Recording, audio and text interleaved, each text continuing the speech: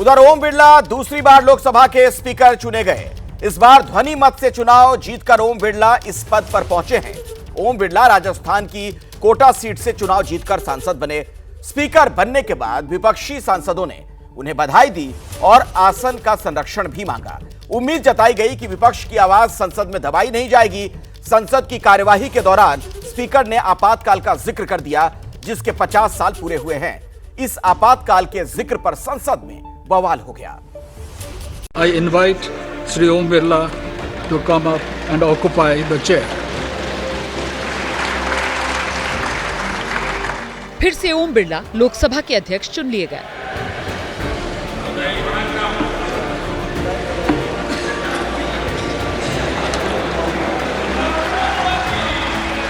आपके चेयर है, आप संभालें।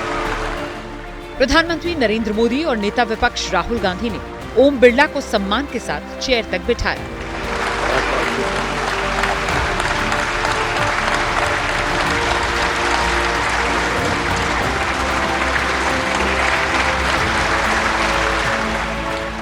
ये भारतीय लोकतंत्र की सच्ची तस्वीर है, जहां पक्ष विपक्ष तमाम विवादों को भूल एक साथ एक मंच पर लोकतंत्र का जश्न मनाते हैं।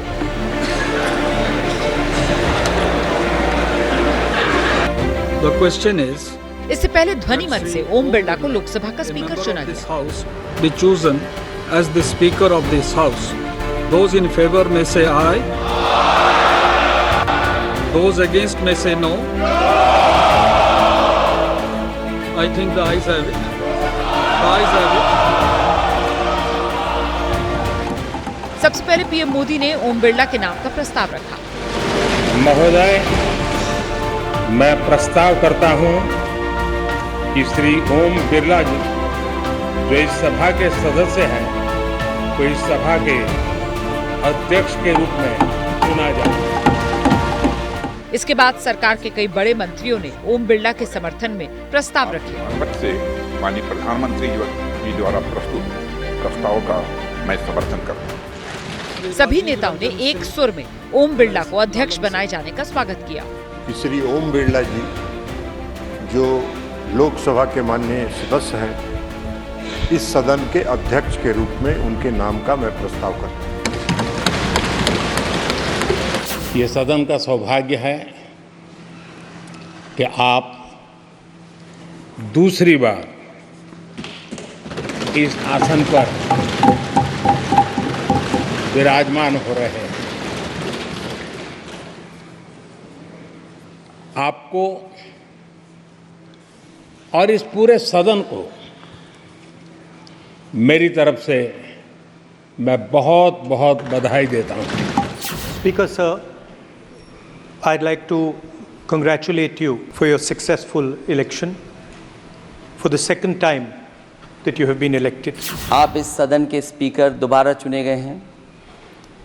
आपके पास 5 साल का जहां अनुभव रहा है, वहीं आपके पुराने और नए सदन का भी आपको अनुभव रहा है। मैं अपनी तरफ से, अपने साथ के सभी सदस्यों की तरफ से बहुत बहुत बधाई और शुभकामनाएं देता हूं। The question is, सभी बड़े नेताओं ने अपनी बात रखी, जिसमें कुछ मिठास थी तो कुछ खटास भी। इससे पहले स्पीकर का सिलेक्शन भी ध्वनि मत से ही हुआ। विपक्ष की तरफ से भी वोटिंग की कोई मांग नहीं हुई। ऐसे में आप सोच रहे होंगे, आखिर विपक्ष की तरफ से के सुरेश को उम्मीदवार क्यों बनाया गया? आखिर क्यों ओम बिरला का सिलेक्शन सर्वसम्मति से नहीं हो पाया? तो इसके पीछे विपक्ष की रणनीति है। the motion is adopted.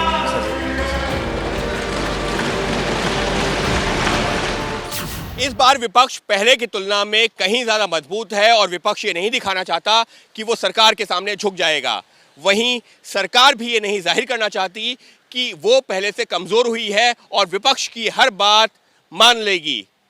बात की जाए विपक्ष की, तो विपक्ष को इस बात का पहले से अंदाजा था कि उसका जो स्पीकर उम्मीदवार है, उसके पास में बहुमत का आंकड़ा नहीं है, लेकिन फिर भी वो चुनावी मैदान में उतरा, ये जाहिर करने के लिए कि विपक्ष की आवाज को नजरअंदाज नहीं किया जा सकता।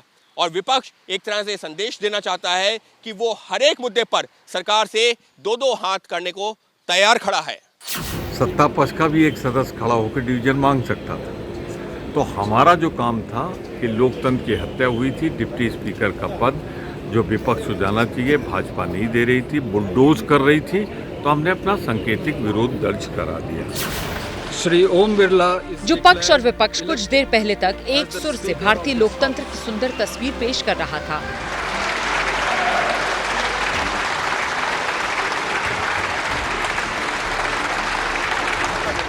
वहां से कुछ देर बाद ऐसी तस्वीर सामने आई। लगातार दूसरी बार स्पीकर बने ओम बिरला का चेयर से ये वीडियो वायरल हो रहा है, जो ओम बिरला की आने वाली चुनौतियां बता रहा है। माननीय सदस्यगण, जब स्पीकर सीट से खड़ा हो जाता है तो मैं माननीय सदस्यों को अवगत कराना चाहता हूं, वह बैठ जाया करें। ये मैं पहली बार कह रहा हूं, मुझे 5 साल कहने का अवसर नहीं मिलना चाहिए। वैसे बता दें, स्पीकर की पहली स्पीच में ही पक्ष और विपक्ष में आने वाले तीखे संग्राम की आहट दिख गई। देश में आपातकाल इमरजेंसी। स्पीकर ने इमरजेंसी को लोकतंत्र के इतिहास का काला अध्याय बताया। हम उन सभी लोगों की संकल्प शक्ति की सराहना करते हैं। 2 मिनट का मौन रखते हैं। मौन रखवाया। इस दौरान विपक्ष हंगामा करता नजर आया।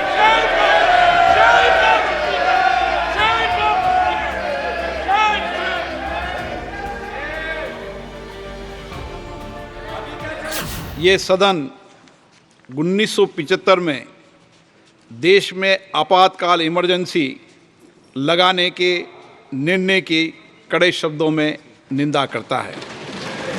इसके साथ ही हम उन सभी लोगों की संकल्प शक्ति की सराहना करते हैं जिन्होंने इमरजेंसी का पुनर्विरोध विरोध किया, अभूतपूर्व संघर्ष किया और भारत के लोकतंत्र की रक्षा का दायित्व निभाया।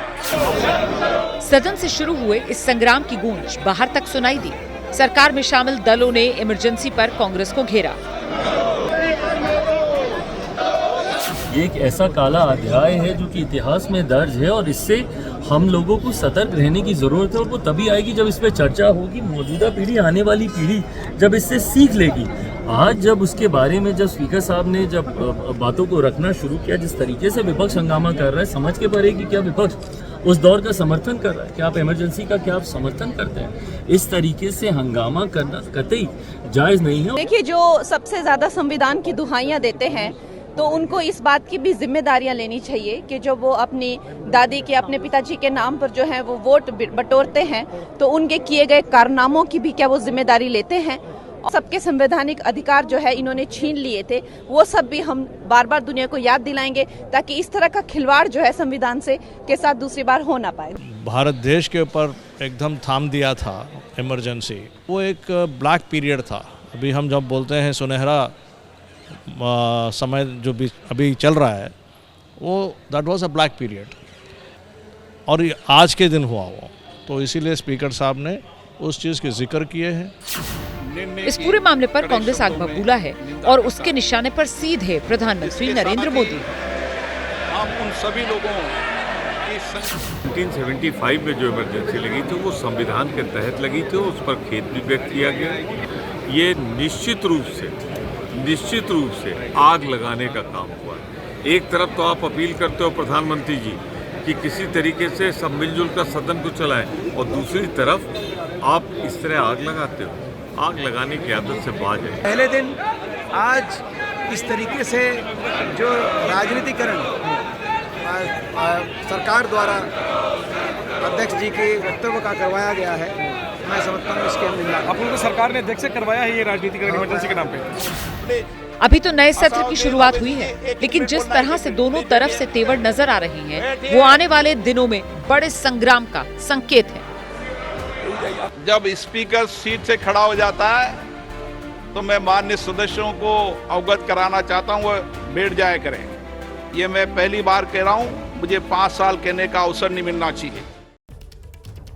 लोकसभा में स्पीकर का चुनाव ध्वनि मत से हुआ और इसे लेकर कांग्रेस और टीएमसी के नेता अलग अलग तरह के दावे कर रहे हैं। स्पीकर चुनाव में मत विभाजन पर इंडिया गठबंधन में अलग अलग बयान दिए जा रहे हैं। टीएमसी कह रही है कि सरकार ने मत विभाजन नहीं दिया, जबकि कांग्रेस कह रही है कि हमने मत विभाजन मांगा ही नहीं।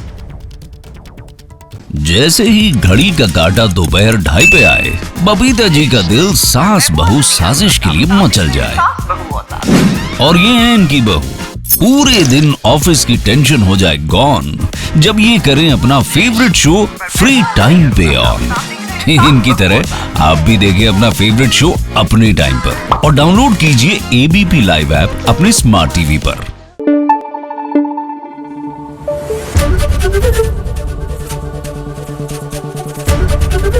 एबीपी न्यूज आपको रखे आगे।